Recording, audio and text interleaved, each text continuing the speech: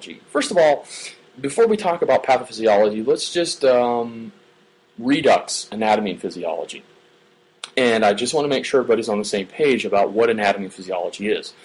When we talk about comparing and contrasting anatomy and physiology, anatomy is looking at the structures themselves, looking and identifying a structure.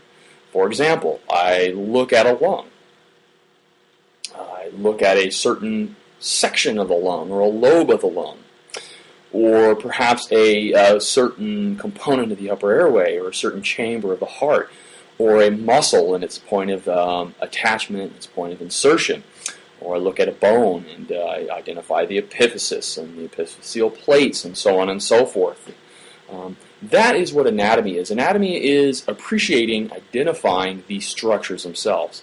Now, physiology, however, has to do with identifying how those structures work, and generally how those structures work at a more fundamental level than just a macroscopic, than simply a gross level, a large level looking at it. Generally, you'll be looking at how these structures function at a cellular level, and generally, obviously, that will involve some chemistry. So I'm assuming, and actually everybody's had to have some prerequisite chemistry, anatomy, physiology, and biology courses to get in.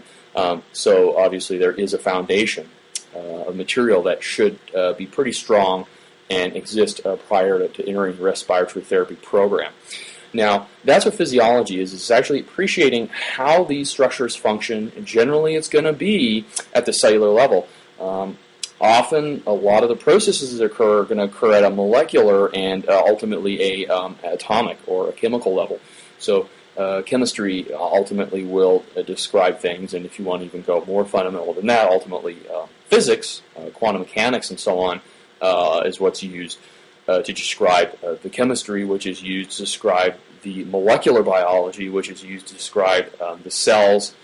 And then, of course, we go from cells, and then certain cells are specialized, and you have large groups of cells, and that makes up a tissue, and then certain levels of specialized tissue come together to make up organs. Organs come together to make up organ systems, and ultimately organ systems come together to make a complete organism. Now, pathophysiology, however, is the study of physiology, but it's a study of physiology when things aren't working right.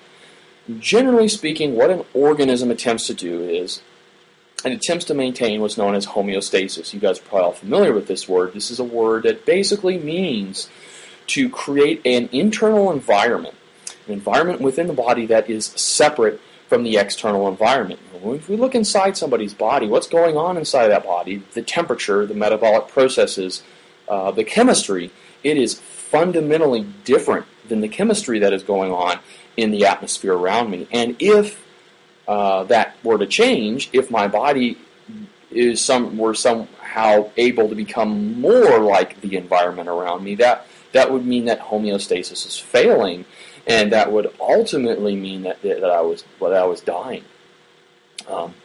So homeostasis is maintaining an environment, some sort of environment that's conducive to life, and that environment is generally going to be separate from the environment outside and around the organism. Now, when something goes wrong at the molecular, the chemical, the cellular level, when something goes wrong, that's pathology. Pathology is something going wrong with the physiology. So when we put those two words together, pathophysiology, it's just a study of physiology when things are not going right.